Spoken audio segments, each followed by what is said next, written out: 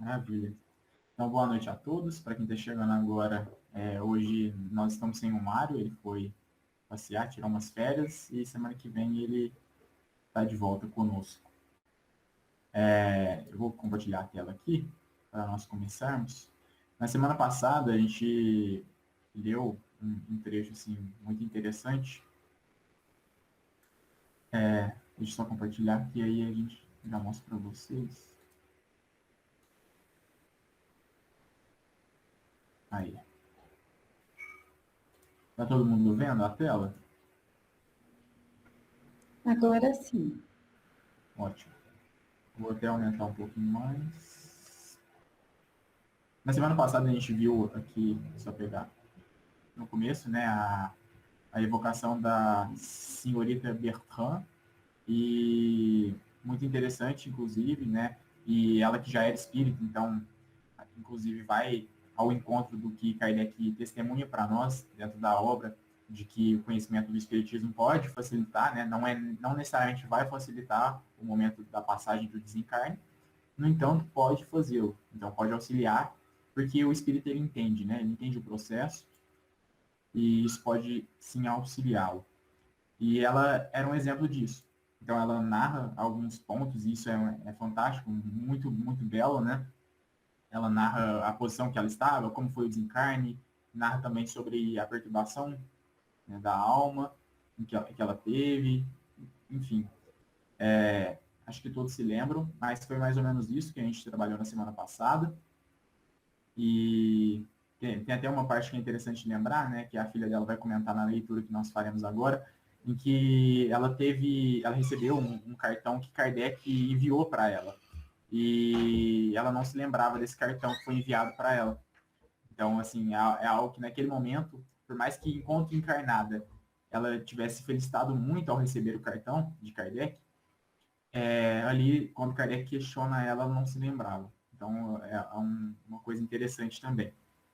Ela fala também sobre a felicidade dela, que ela já era feliz, mas não feliz no sentido espiritualista da palavra. Então, ainda não era um espírito feliz superior que regozijava na felicidade dos bons, né? Ela era feliz pela passagem que havia feito com tranquilidade, por ter sofrido bem a sua prova, que é algo que, inclusive, a filha vai narrar agora para nós. Vou pedir para você ler para nós, Soraya, por favor. Leio sim, Vitor. Então, Vitor, vamos lá. deixa eu pedir uma gentileza. Você consegue aumentar mais um pouquinho? Aumento. Tá ótimo. Aí, ó. Tá Aí, ótimo. Obrigada. imagina. Se tiver baixo, vocês me avisam também, tá? Porque eu tô num computador aqui diferente.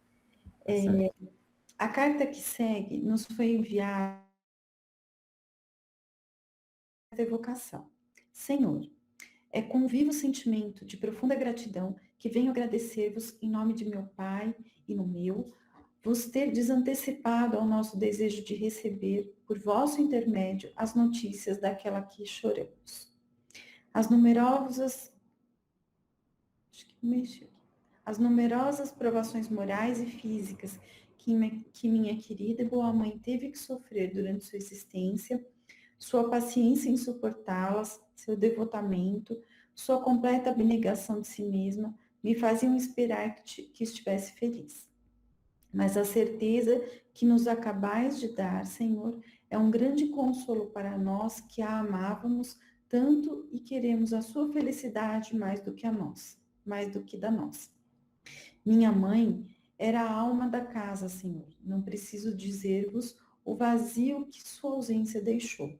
Sofremos, me poderia exprimir, e contudo, experimentamos uma certa quietude por não vê-la mais nas dores atrozes que sofria. Minha pobre mãe era um mártir. Deve ter uma bela recompensa pela paciência e doçura com que suportou todas as suas angústias. Sua vida não passou de uma longa tortura de espírito e de corpo. Seus sentimentos elevados e sua fé numa outra existência a sustentaram.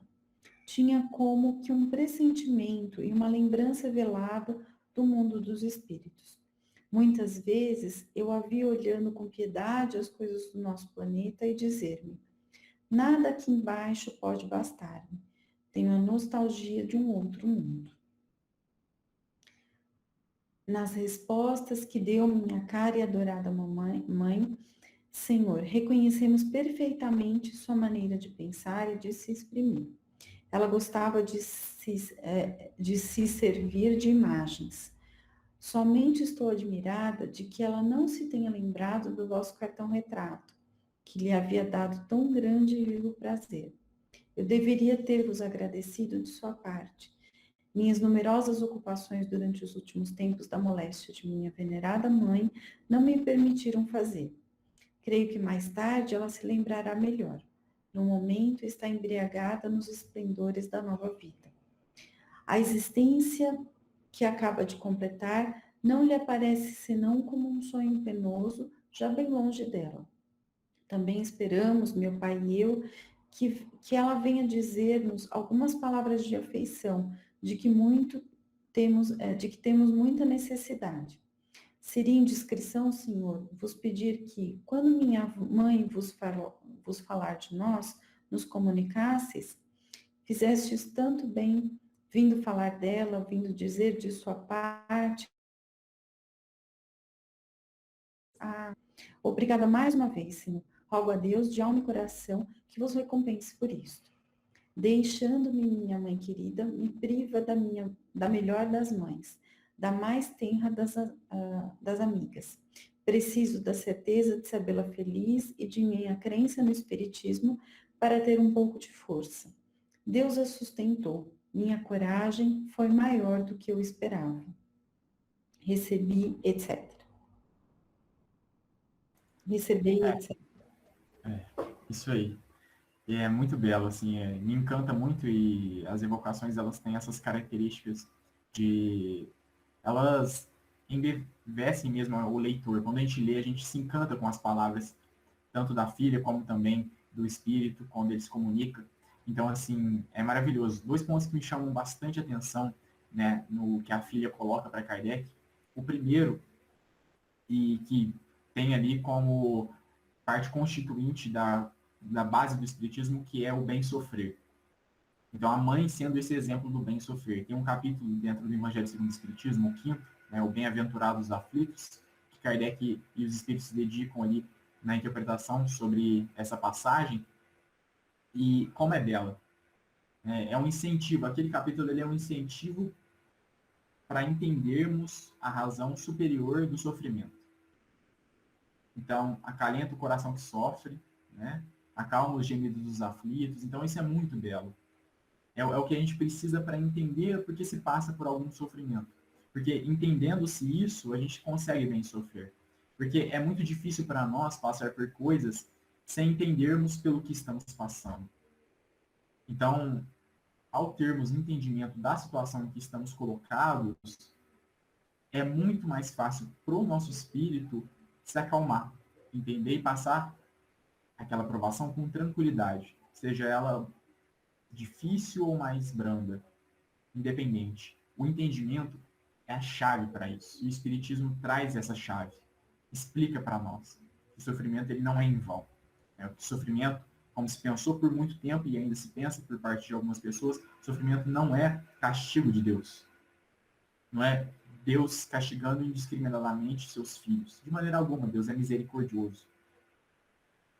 Então, assim, é maravilhoso e eu acho que me inspira bastante, penso que em vocês também, ver essa situação, essa passagem de espíritos que conseguiram bem sofrer. Porque como é difícil passar por sofrimentos e não se tornar uma pessoa amarga, não reclamar, né, buscar aí, como a própria filha colocou, né, passar com doçura. Como é difícil passar com doçura por qualquer sofrimento que seja, físico ou moral. É muito difícil. Todos nós, já passamos por sofrimentos grandes ou pequenos, e a gente sabe a dificuldade que existe em passá-los bem. Então, realmente é um desafio enorme. E por isso que é importante nós entendermos, porque ao entender, conseguimos atingir isso. Tem um texto do Evangelho segundo o Espiritismo também, que eu me lembro, maravilhoso, chamado Obediência e Resignação, pelo Espírito de Lázaro. E nesse texto, Lázaro diz, né, ele coloca dois pontos muito importantes. que a obediência é o consentimento da razão. É a razão que entende e consente. E a resignação, que é exatamente resignar-se perante o sofrimento, é o consentimento do coração. Então, esses dois estão atrelados. Quando a razão consente é porque ela entende o que está acontecendo. Então, ela sai daquele estado de revolta, né, e transforma a indignação em entendimento. E isso acalma a alma.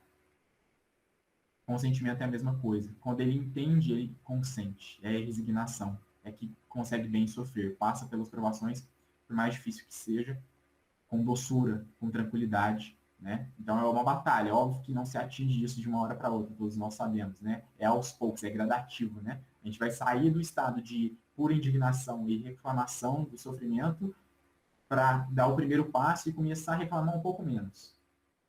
E aí, aos pouquinhos, até o momento em que não reclamaremos mais. Aí, esse andar vai depender de cada um de nós. Alguns, às vezes, vão rapidinho, né? De uma hora para outra já não estão mais reclamando, já estão entendendo o sofrimento. Né? Mas isso é individual de cada um, é muito complicado a gente dizer especificamente. Mas, no geral, é aos poucos que a gente vai passar por isso. E o exemplo dessa senhora, né, que era espírita e entendeu, né, o verdadeiro objetivo do espiritismo, que é essa revolução moral, que é o fortalecimento, né, perante o sofrimento, ela conseguiu bem sofrer. E isso é maravilhoso. Um outro ponto que me chama bastante atenção é como o espiritismo consola aqueles que ficam. A gente está cansado de saber, principalmente até que nós vivemos aí numa época pós-Chico Xavier, em que houve um dilúvio de comunicações além-túmulo que acalentaram muitos corações que sofriam. Então a gente sabe e entende a importância disso. Como essa notícia que vem, né, dos espíritos acalentam aqueles que sofrem, aqueles que ficaram. E, assim, é maravilhoso, porque mais uma vez é o entendimento. Aquela notícia que aquece o coração de quem está sofrendo. E com a filha não é diferente, né? Ela diz que a mãe era a alma da casa, né? Mas que fica feliz em entender que agora a mãe está liberta, que a mãe está melhor. Então, assim, isso é maravilhoso. Maravilhoso. Acho que são pontos que me chamam bastante atenção e que são dádivas que o Espiritismo nos trouxe. Que é o bem sofrer e que é o consolo, que é o entendimento de que a vida não acaba, né? Depois da morte do corpo físico. Então, isso é maravilhoso. Alguém quer comentar alguma coisa sobre isso? Vocês acharam de interessante aí? Opa, pode falar. Eu Pode acho falar, Elis, pode falar. eu entendo isso que eu penso como você mesmo e penso assim que a doutrina espírita ela nos dá o lenitivo da resignação ativa. Quer dizer, você sofre, então não tem dúvida, você está sofrendo, mas você pode buscar os meios de sofrer todos os meios para sofrer menos. Então, eu penso sempre nisso. Resignação não é acomodação. Ah, eu sou espírita, eu tenho que sofrer. Não. Nós temos que ter... É difícil, mas nós temos que buscar isso. Ter a resignação ativa, buscando todos os meios para vencer as dificuldades. Não é? Perfeito, eu gosto de me ater a uma definição de virtude bem aristotélica, porque Aristóteles ele coloca a virtude como a mediania entre dois vícios, um vício de excesso e um vício de deficiência. Então, por exemplo, a coragem. A coragem é a mediania entre a covardia e a temeridade. Então, o corajoso não é nem aquele que não tem medo de nada, nem aquele que tem medo de tudo. Ele é aquele que entende a importância do medo, mas possui ainda assim a coragem, que seria o equilíbrio. Eu acho que o cristianismo em si, né, a moral cristã, e consequentemente a moral espírita, ela vai ao encontro dessa moral aristotélica, dessa definição de virtude aristotélica, que dentro da filosofia se chama a ética das virtudes. Então, eu acho que essa mediania vai ao encontro do que a gente está falando. E é muito importante essa ressalva que você está fazendo, Eunice, porque muitas vezes a gente tem, e dentro das nossas falas, dos nossos estudos, é importante a gente fazer diversas ressalvas de pontos como esses, que passam às vezes despercebidos, por às vezes má interpretação, porque nós ainda somos muito excessivos. Então a gente acaba colocando tudo num extremo que não cabe para aquela leitura que nós estamos fazendo. Então é exatamente isso que você está falando. Quando Lázaro escreve obediência e resignação, ele está falando dessa resignação ativa, aquela que sofre, mas sabe que é necessário mudar, que é necessário caminhar. E que se é um sofrimento que é possível se, né, abrandar, vai se lutar para abrandar ele.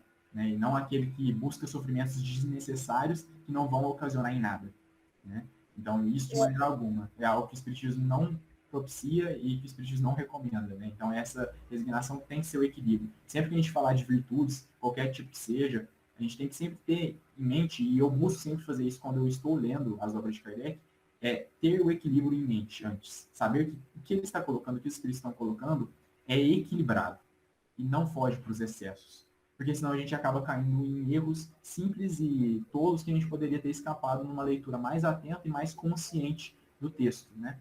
Maravilhoso, eu adorei o seu apontamento. Eu Renata, também, pode eu falar. também gostei. Eu também gostei. A Eunice me chamou atenção assim. é, Diante de um sofrimento, não adianta ficar entregue, né? E Kardec dá esse recurso da caridade, né? A caridade ativa. A gente consegue ir superando o sofrimento, as dificuldades na caridade também, né? Um recurso, a oração e a caridade, né? Me fez assim, me tocou nessa parte. Maravilha. Pode comentar, Soraya, você ia falar? Não, eu ia tentar resgatar um pouquinho da semana passada. É interessante que, apesar agora que a gente compreende que ela passou por tudo isso, né, por meio da fala da filha, a filha está trazendo esse relato, mas ela, eu não sei se todo mundo lembra, semana passada ela se dizia assim com um certo contentamento, mas ao mesmo tempo ela queria ter feito mais. Vocês lembram disso, assim? E como é difícil, né? Porque você vê que ela foi uma pessoa que, pelo relato, ela conseguiu, assim, fazer um percurso muito bonito, né? E como é difícil, né? Esses passos que a gente dá, a gente acha às vezes que está dando grandes passos, mas é uma trajetória, assim, que exige muito, né, de cada um. É isso, assim, eu estava tentando comparar com a fala dela, né, da semana passada, com o que a filha traz, né? Porque assim, na visão da filha foi algo, mas ela queria ter feito mais, né?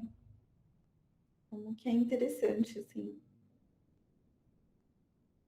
Ô, Vitor, e Kardec também, os espíritos, né, que colaboraram na organização, às vezes tomam essa posição aristotélica que você citou, no caminho do meio, né?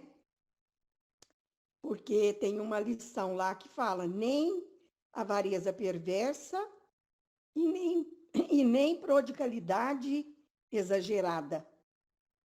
Então, ele mostra bem aí a busca desse caminho do meio.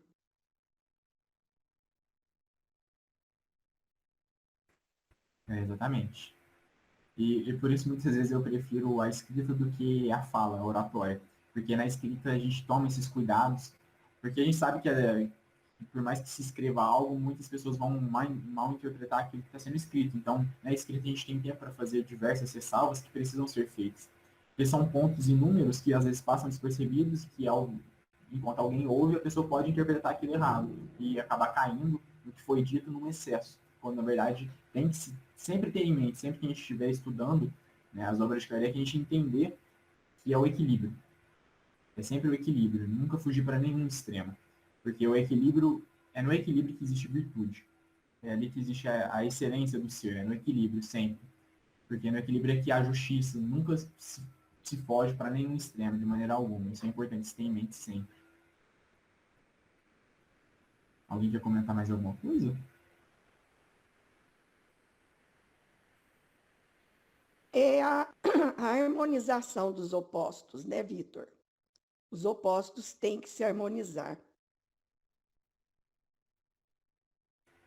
Isso aí. Então acho que a gente pode continuar, Soraya. Vamos lá. Observação.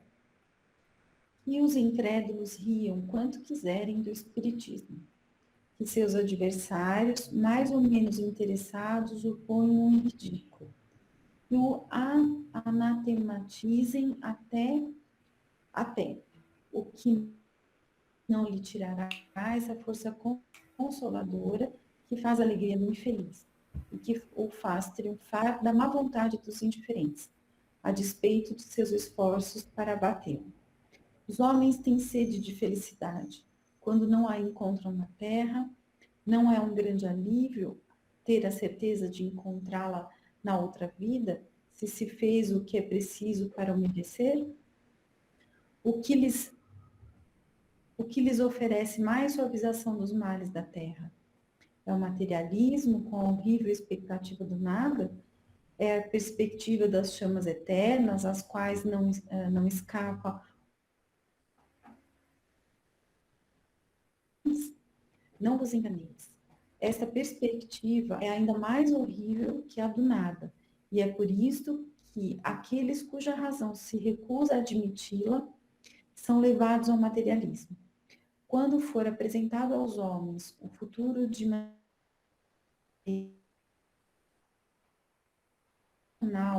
não haverá mais materialistas, que não se admirem de ver as ideias acolhidas com tanto entusiasmo pelas massas, porque essas ideias aumentam a coragem ao invés de abatê-la.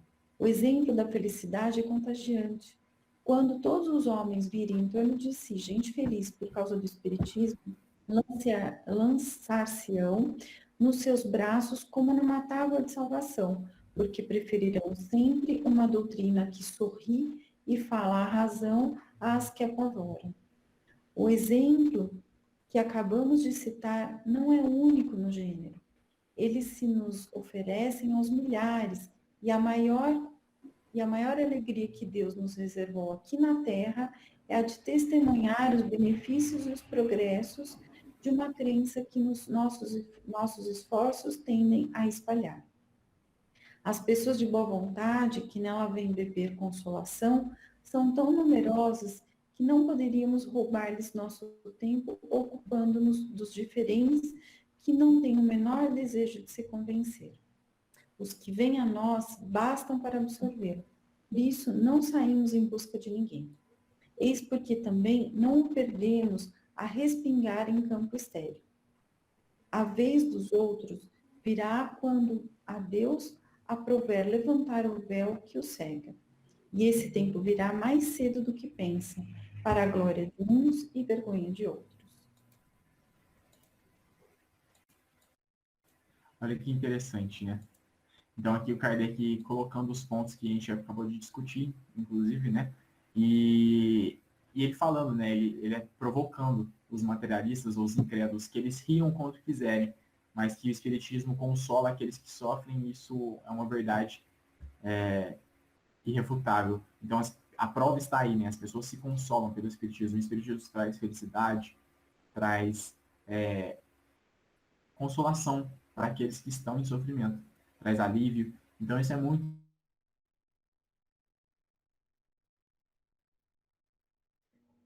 Vitor, nada. acho que está travando um pouco. Tá travando? Agora vocês estão me ouvindo? Beleza. Agora sim. E o materialismo, ele não entrega nada para ninguém, né? Ele entrega o nada, literalmente. Então, é o nada e nada mais. E que perspectiva triste, né? E que o próprio Kardec coloca, né? O Espiritismo tanto é o maior adversário do materialismo. O Espiritismo vem para destruir o materialismo, para mostrar que ele não tem base alguma e que ele é totalmente equivocado. E o materialismo, ao invés dele consolar, ele gera mais aflição para aquele que sofre. Então ele traz a perspectiva do acaso, que nada tem sentido, e motiva, inclusive, o incentivo das más paixões, dos vícios, porque não há motivo para abrandá-los, já que nada tem nenhum sentido e a vida logo acaba após a morte. Então, porque eu deveria ser uma boa pessoa, ou porque eu deveria trabalhar minhas virtudes e controlar e lutar contra os meus vícios? Quais são os motivos para que eu o faça quando eu posso fazer o que eu bem entender, satisfazer todas as minhas más paixões? Enfim, o materialismo ele não fornece nada. Ele, ao contrário, ele incentiva os defeitos. Faz com que nós tenhamos e multipliquemos os nossos defeitos, porque não há motivo para refreá-los. Então, olha que perspectiva apocalíptica, por assim dizer. Então, ela incentiva o que é de pior nas pessoas. Claramente, nem todos os materialistas serão pessoas ruins, mas que eles têm como justificativa, se quiserem, o materialismo para serem pessoas más, eles têm. Né? Muitas vezes não serão por integridade própria, etc. Mas isso é fantástico, muito interessante. Então, Kardec ele sempre busca fazer essas provocações, né? E ele, inclusive, faz uma provocação referente ao, ao inferno, né? Então, ele coloca que é a perspectiva das chamas eternas, as quais não escapam só em milhões. Então, não consola também. Né? É um sofrimento horrível. E por fim, ele finaliza dizendo, né, que o espiritismo ele não busca fazer prosélitos. É algo que o Kardec sempre coloca. O espiritismo não fica indo atrás de quem não quer ouvi-lo. Isso não é um trabalho do espiritismo. Porque tem muita gente querendo ouvir e tem muita gente precisando. Então, o espiritismo se dedica nesses. Naqueles que não querem ouvir, naqueles que são incrédulos e não querem se converter ou entender o espiritismo, esses o espiritismo não vai atrás. Então, o espiritismo, Kardec sempre deixa isso muito claro. O espiritismo não busca fazer prosélitos, não busca converter ninguém. Ele oferta o que ele tem e quando a pessoa estiver disposta a ouvir, aí sim, aí o espiritismo sempre estará de braços abertos para aqueles que quiserem compreender.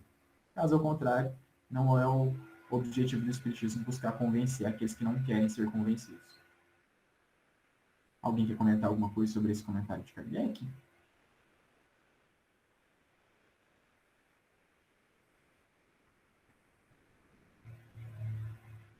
Não? Eu acho que é isso mesmo, né? Assim, é até bastante do que a gente comentou antes. O Espiritismo ele fornece essas formas de consolação, entendimento, apazigua os nossos sofrimentos. Então, são os benefícios inúmeros que o Espiritismo nos fornece. Então, vamos partir para a próxima comunicação, para a próxima evocação, da senhorita Pauline. Você lê para nós, Soraya, por favor? Vamos lá. Evocação. Aqui estou, meus bons amigos. Vossos pais nos pediram vos perguntássemos se sois mais feliz do que na existência terrena. Teríeis a bondade de nos dizer? Ó sim, sou mais feliz do que eles. Mente a eu quase não a deixo, mas ela não pode compreender todo o encorajamento que lhe dou. Não fosse assim, ela não estaria tão mal. Ela chora por mim e eu sou feliz. Deus me chamou assim, é um favor. Se todas as mães estivessem compenetradas das luzes do Espiritismo, que consolação para elas. Dizei à minha pobre mãe que se resigne, pois sem isto afastar-se-á de sua filha querida. Quem não for dócil às provas que lhe envia o Criador, falha ao objetivo de suas provas. Que ela compreenda isto bem, senão não me verá tão cedo. Ela me perdeu materialmente, mas encontrar-me-á espiritualmente. Que trate de se restabelecer para assistir às vossas sessões. Então poderei consolá-la melhor e eu mesma serei mais feliz. Eu queria comentar nesse trecho que ele me chama bastante atenção, até continuando com o que a gente está comentando, porque eu acho que uma analogia que deixa bem clara para nós essa questão do sofrimento e entendê-lo é o remédio amargo. É tomar aquele remédio amargo sabendo que ele ocasionará bons frutos em nós. Então, curará as nossas dores. A gente passa por aquele momento de amargor, de sofrimento, mas entendendo, então passa com mais tranquilidade. A gente pode ver, por exemplo, uma criança. Quando você vai dar um remédio ruim para uma criança, é difícil, porque ela não entende o objetivo daquilo. Então ela não entende que aquele amargor que ela vai sentir vai curar o outro sofrimento que ela está tendo. E nós muitas vezes somos essas crianças que brigam e esperneiam contra esse remédio amargo, mas que cura as nossas dores. Exatamente por falta de entendimento. Então olha como a razão é importante. A razão é o nosso meio de compreensão da realidade. É um instrumento que nós temos para compreender a realidade. E Deus sabe disso, porque foi Ele que nos deu a razão. Então, quais outros meios Ele poderia nos fornecer para nos convencer a não ser a razão? Então, Ele nos explica racionalmente, e é isso que o Espiritismo vem fazer. Então, entendendo essa dor. entendendo que esse remédio ele tem um bom fim, um bom objetivo. Um outro ponto que me chama a atenção é sobre o desespero que ela acentua, né, que a mãe estava sentindo ali pela perda da filha. Eu me lembro de uma passagem lá do Céu e Inferno, dos Espíritos Felizes, na segunda parte do livro, de um espírito chamado Maurice. E o Maurice, ele tinha 18 anos, era um ótimo rapaz, tuberculoso, e acabou desencarnando devido à tuberculose. E, assim, era um rapaz exímio, todos o admiravam, gostavam muito dele, pela boa pessoa que era. E a mãe e o pai, assim, eles caíram em desalento, desesperados pelo desencarne do filho, né? Não conheciam o espiritismo. E sofriam muito, muito, muito pelo desencarne. E o Maurice, ele se comunica, né? Eu vou até pegar aqui para vocês, que eu separei, porque eu acho que é interessante a gente ler o que ele fala. Deixa eu pegar aqui para vocês. Se eu vou parar de compartilhar, que aí eu vou compartilhar para vocês verem também.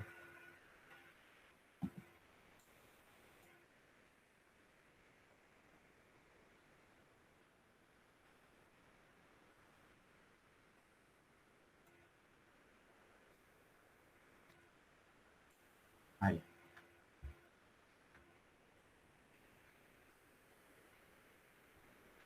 E ele diz aqui, ó: ó, meus amigos, não lastimeis aqueles que morrem prematuramente.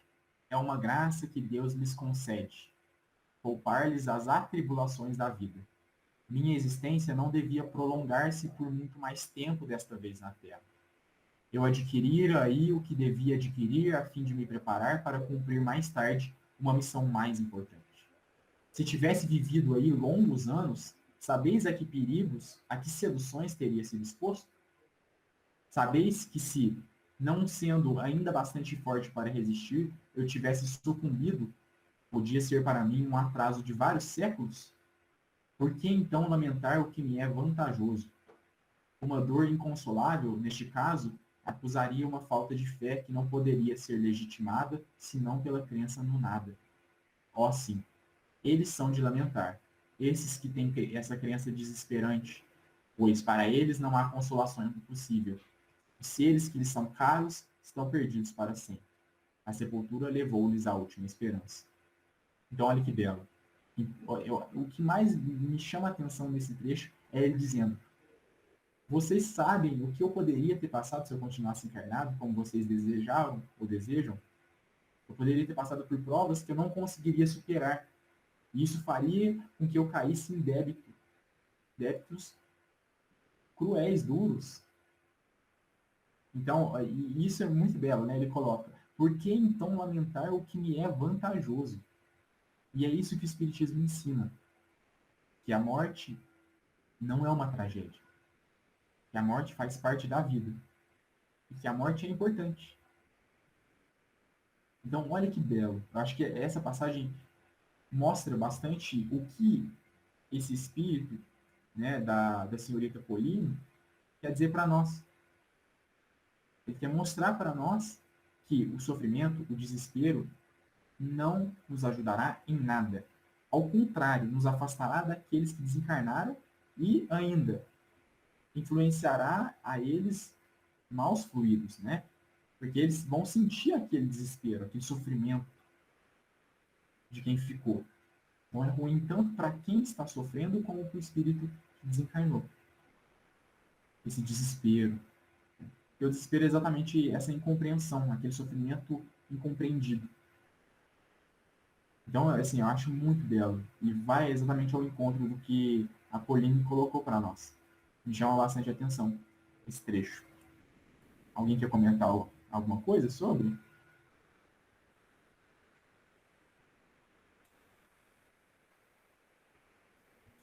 Ô, Vitor, fazendo essas reflexões, a gente pensa muito assim, hoje eu tenho amigos, né, que são espíritas, e, às vezes, eu estranho a forma como lida, às vezes, com essas questões, porque apesar de nós termos acesso a todas essas informações, ao estudo.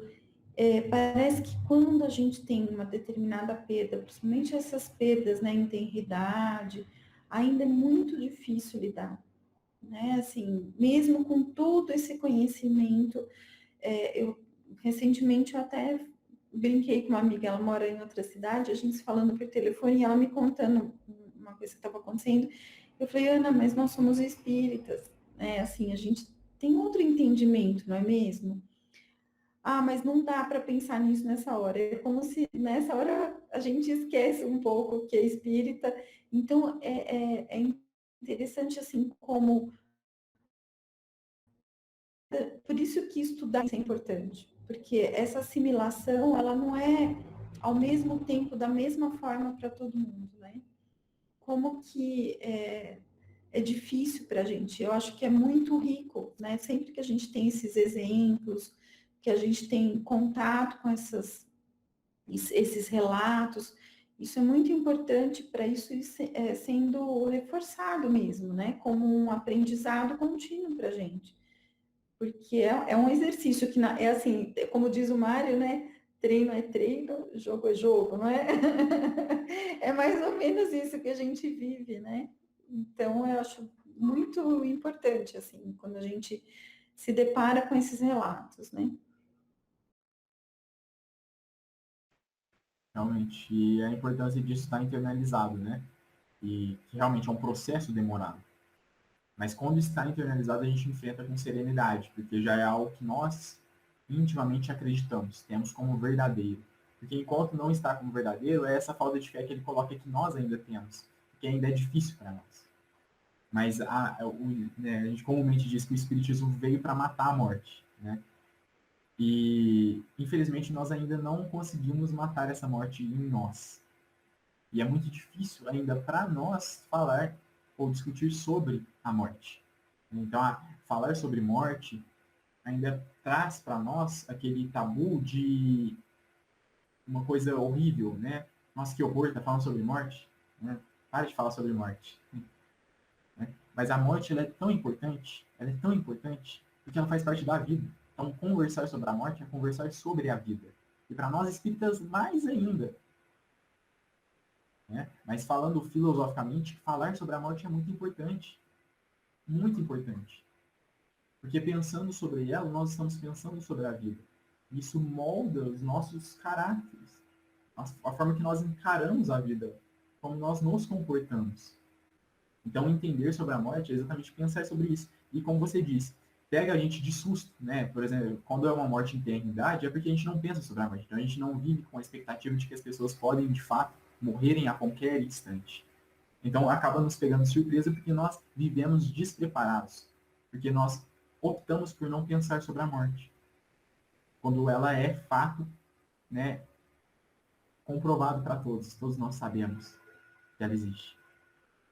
Mas optamos por não falar sobre ela, por não pensar sobre ela.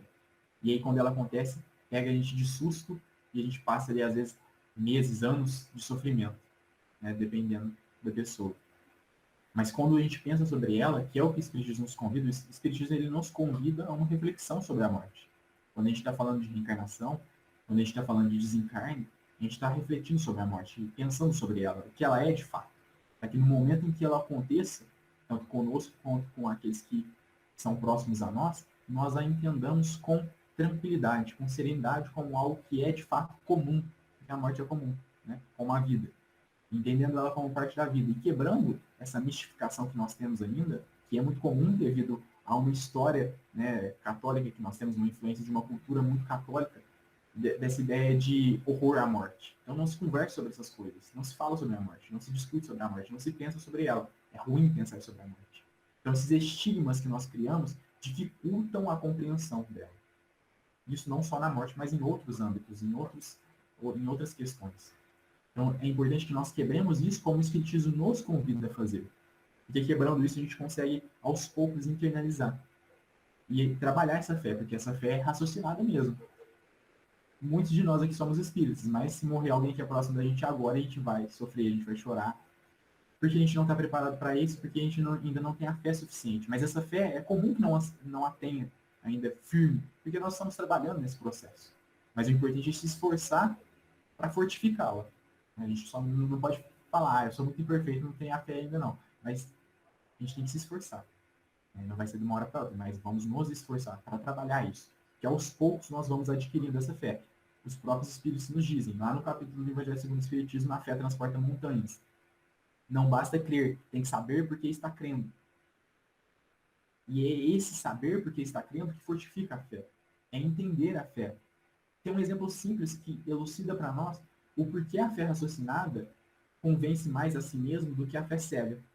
Se eu conto uma história fantástica para vocês, cheia de fatos místicos e estranhos da realidade, vocês vão duvidar de mim. Vão falar, eu acho que o Vitor está mentindo. Mas se eu tiver formas de comprovar, de mostrar, de racionalmente demonstrar para vocês que aquilo é verdadeiro, vocês acreditarão em mim. Então, o conhecimento raciocinado, e quando se pensa, por exemplo, em ciência, a gente está pensando, né, nisso, quando a gente pensa basicamente em qualquer ideia que seja aceita por nós, a gente sempre busca, né, alguns mais, outros menos, mas deveríamos minimamente buscar sempre ter uma grande comprovação racional sobre o que estamos aceitando como verdadeiro para nós. E a gente costuma fazer isso em níveis diferentes, com assuntos diferentes. A gente sempre busca saber se aquilo é verdadeiro ou não, porque a lógica inerente a todos nós busca isso. Ela busca veracidade. Então a gente busca não se falsear a si mesmo, mas sempre ter ideias que são concretas e verídicas. É muito comum, né? É difícil alguém que se baseie só em mentiras, né? A gente às vezes cai em uma mentira ou outra que a gente acaba acreditando, e é comum também. Mas a maioria de nós sempre preza, né? Se não todos nós, prezamos por ter coisas verídicas, por acreditar em coisas verídicas. Isso com a fé não é diferente. É esse raciocínio que se constrói. Todo entendimento funciona dessa maneira. A construção do conhecimento é assim. Né? Todo conhecimento que se constrói, em qualquer área que seja, é um conhecimento lógico. É um conhecimento verídico. Há um encadeamento ali das ideias. Faz com que a gente fale, agora eu estou entendendo. Né? É assim que funciona, então. Então, isso, assim, é fantástico. O Espiritismo trabalha nesse sentido, coisa que outras religiões não fizeram antes do Espiritismo, que pregaram a fé cega. Ou seja, crê e não questiona. É assim que é e ponto, final. Mas nós, seres racionais, espíritos inteligentes, temos inerentemente em nós, como Deus nos forneceu, a razão para exatamente duvidar, para questionar, e não diferente, para não sermos passivos. Então, o questionamento faz parte do espírito, e o espiritismo nos mostra isso também. Questionar é comum, é necessário e é muito bom e importante para o nosso desenvolvimento como seres.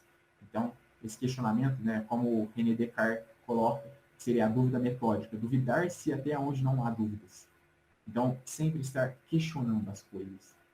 Porque é assim, através da dúvida, que a gente chega à verdade. Infelizmente, a gente questiona muito pouco ainda. É um ponto que a gente deve trabalhar sempre, né? A gente costuma até ficar bravo com as crianças quando perguntam muitas coisas, porque querem entender o que está acontecendo. Isso é muito comum. Então é importante nós incentivarmos a dúvida ao invés de oprimi-la, porque é a dúvida que faz com que nós nos baseemos em bases concretas e firmes. Né? Como Jesus disse, nos baseemos nas rochas. Construamos ali o nosso templo, o nosso castelo nas rochas e não na areia.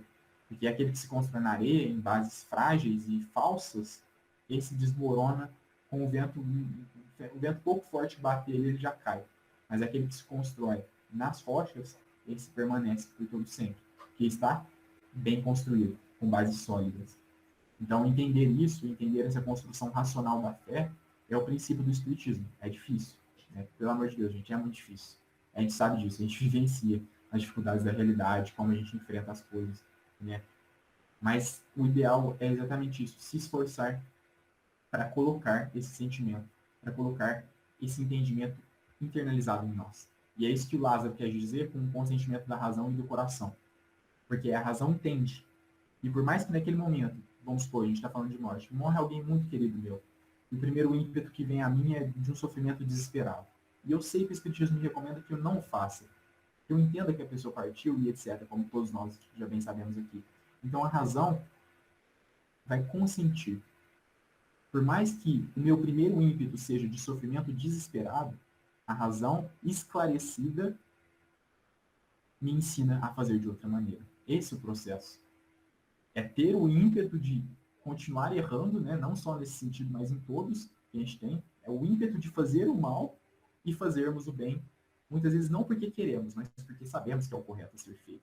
Então, esse é o papel da obediência da razão, do consentimento da razão. E aos poucos, a resignação, que seria esse consentimento do coração. Que é o sentimento que aos poucos vai se incrementando ali, vai se desenvolvendo. Então, se a gente não faz esse processo, se a gente fica numa expectativa de estudar, se embevecer nesses ensinamentos, achá-los muito interessantes e lindos, belos, né? Felicitam a minha alma, fazem com que eu regozije ali, né? Que maravilha estudar sobre esses pontos, né? Tão esclarecedores. Se eu fico nessa de me contentar muito na zona intelectual, mas colocar a zona prática muito distante e não fazer nenhum esforço para construir, para fazer essa ponte, para que um chegue no outro, a gente vai ficar nesse impasse ainda de sofrimento, de sofrer as consequências da realidade, que são comuns, os desafios, as provas, as expiações, e continuar errando. Porque a gente não está buscando construir essa ponte que vai fazer com que esses ensinamentos cheguem em prática. Então, é isso exatamente que a gente tem que fazer. E só se faz com muita vigilância, né? Com muito cuidado, com muita prudência, com muita atenção. São essas virtudes difíceis de serem adquiridas. Por isso é um processo tão delicado e demanda tanto tempo. Porque para nós que temos tantas coisas para melhorar, temos que nos dedicar muito, nos esforçar muito. Então é a vontade, os Espíritos nos dizem isso ali. Se a gente pega da questão 909 do Livro dos Espíritos para frente, a gente vai ver o que os Espíritos estão falando para nós. E Kardec pergunta na 911 se o que nos falta, né? Se existem, né? A pergunta mais precisa dele é que ele diz assim: existem paixões ou desejos irresistíveis? Os Espíritos respondem: não. O que vos falta é vontade.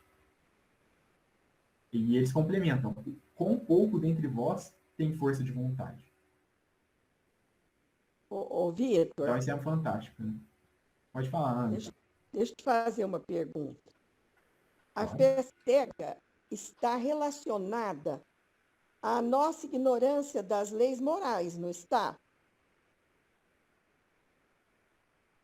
Porque se ignoramos as leis, nós temos uma crença cega. Porque nós não sabemos as consequências, né? Que nós estamos sujeitos às consequências dos nossos atos.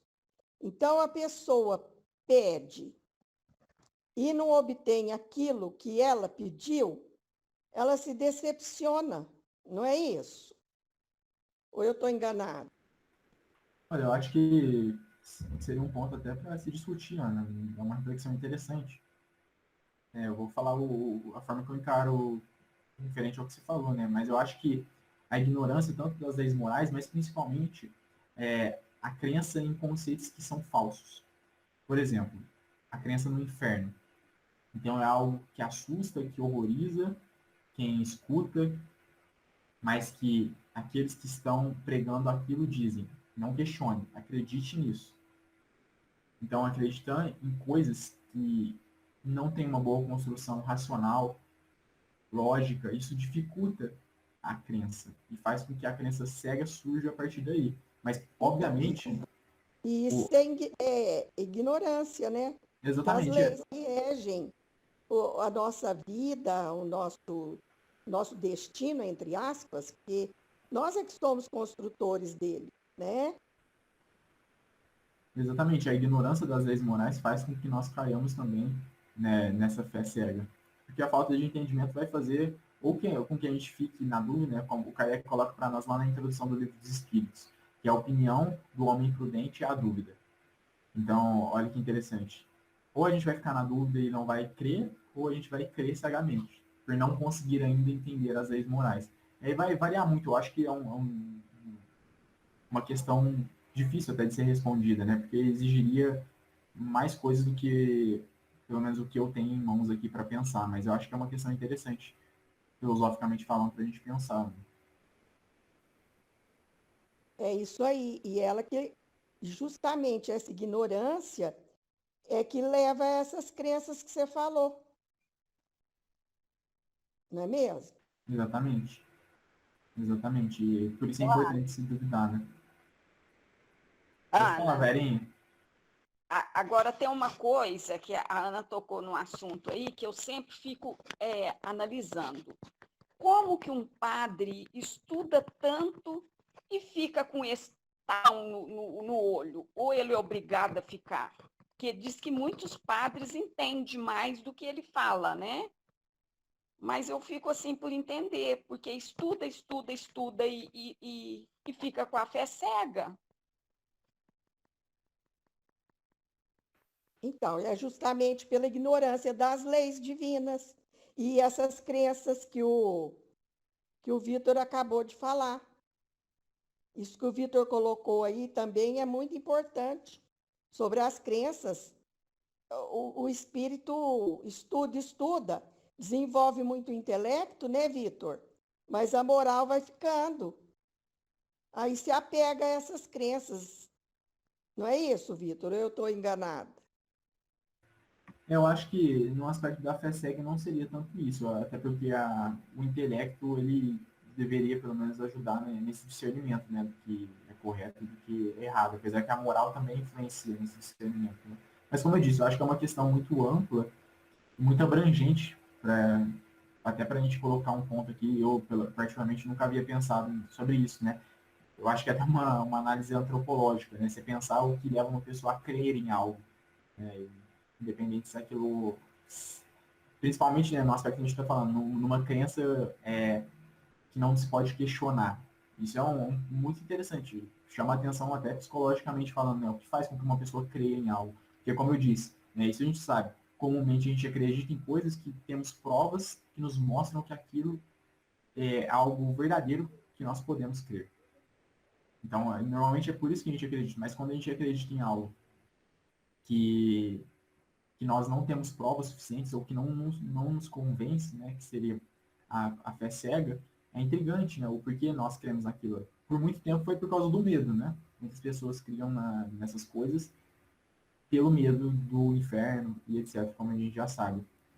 Mas hoje em dia, né, como a Velhinha disse, pessoas que são muito estudadas têm suas crenças, né? Mas às vezes, eu particularmente me chama bastante atenção, os aspectos positivos que a religião traz à vida da pessoa são tão bons, tão grandiosos, que para ela tanto faz aqueles aspectos que são incongruentes ou aspectos que não fazem muito sentido. Ela se apega mais ao bem que aquela religião está fazendo para ela, os benefícios que a religião está trazendo para ela. E isso é muito válido. Então, é um ponto que chama bastante atenção também, mas como eu disse, é uma questão muito abrangente, assim, para a gente discutir, inclusive, eu acho que exigiria Vitor, muita coisa. Pode falar, e Ana. tem também, Vitor, a questão de que a razão não explica tudo. O próprio Kant chegou a essa conclusão. A razão tem limites. Daí a necessidade da conciliação entre a fé e a razão. Se não houver essa conciliação, porque a razão, o próprio Kardec fala também, a razão às vezes não é o melhor guia. Às vezes o instinto é melhor guia que a própria razão. A Ana levanta uns debates muito profundos em pouco tempo. Assim, eu particularmente, a priori, assim, eu discordo desse ponto de que a razão não explica tudo. Eu acho que ela realmente não explica para nós espíritos imperfeitos, né? Mas pensando numa razão aí divina, né? Eu penso que, na verdade, ela explica e ela foi a criadora de tudo, a razão. E exatamente, o Mas Kardec... é o próprio Kardec que fala isso, né? Sim, mas A aí... razão não explica tudo. E mesmo o Kant, na crítica da razão pura, ele chega num determinado ponto que ele fala, poxa, a razão tem limite. Sim, por isso eu digo, a razão humana, né, que ele está trabalhando. Quando o Kardec coloca essa questão sobre Ah, razão, sim. É, porque a razão divina é outra nesse ponto, coisa. nesse ponto que eu quero dizer. Mas quando o Kardec fala essa questão das razões, ele está dizendo que a razão ela pode ser muitas vezes mal falseada pelas paixões. Isso faz com que ela seja guia e Exatamente. seguro, né? É o termo que ele usa. Então, por isso que o instinto que não se falseia, ele muitas vezes é melhor guia do que a razão, que pode estar muitas vezes falseada nas paixões, né? Então, é um ponto interessante também. E a gente está aí, falta um minutinho para a gente finalizar, né? Hoje poucas pessoas comentaram, mas se alguém quiser aí colocar um comentário final antes da gente finalizar, perguntar alguma coisa também. Eu só vou dizer que foi muito bom, gostei das suas explicações, gostei quando se relacionou com a questão da rocha, do terreno firme. Achei maravilhoso essa relação que você fez aí. Como sempre, você está de parabéns. Obrigado. Então, acho que a gente pode finalizar, se ninguém quer colocar mais nada.